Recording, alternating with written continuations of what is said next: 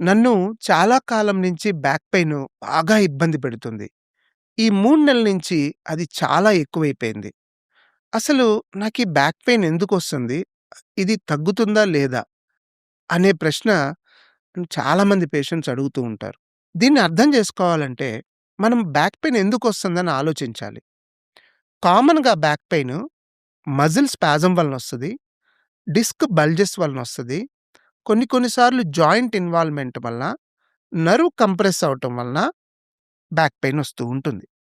అయితే any back pain ఒక నెల కంటే చాలా ఎక్కువగా ఉంటే మనం దాన్ని కేర్‌ఫుల్‌గా అబ్జర్వ్ చేసి ట్రీట్మెంట్ చేయాల్సిందుంటుంది. కొన్ని కొన్ని సందర్భాల్లో వేరే ఆర్గాన్స్ ఉండే ప్రాబ్లమ్స్ లైక్ కిడ్నీ ప్రాబ్లము, కిడ్నీలో స్టోన్ ఉదాహరణకి.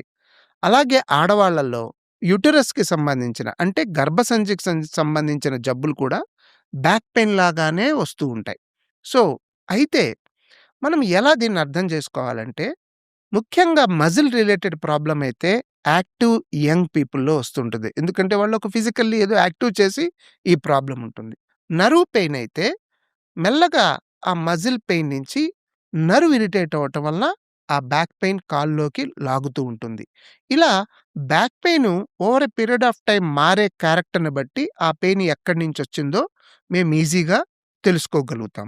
సో, కామన్‌గా మనము గుర్తుపెట్టుకోవాల్సింది బ్యాక్ పెయిన్‌కి కారణాలు మజిల్‌లో ఉండొచ్చు, నర్వ్‌లో ఉండొచ్చు, జాయింట్‌లో ఉండొచ్చు, డిస్క్‌లో ఉండొచ్చు, బోన్స్‌లో కూడా ఉండొచ్చు. కొన్ని సందర్భాల్లో కిడ్నీ సంబంధించిన ప్రాబ్లమ్స్, యుటెరస్ సంబంధించిన ప్రాబ్లమ్స్ కూడా బ్యాక్ పెయిన్‌కి కారణం.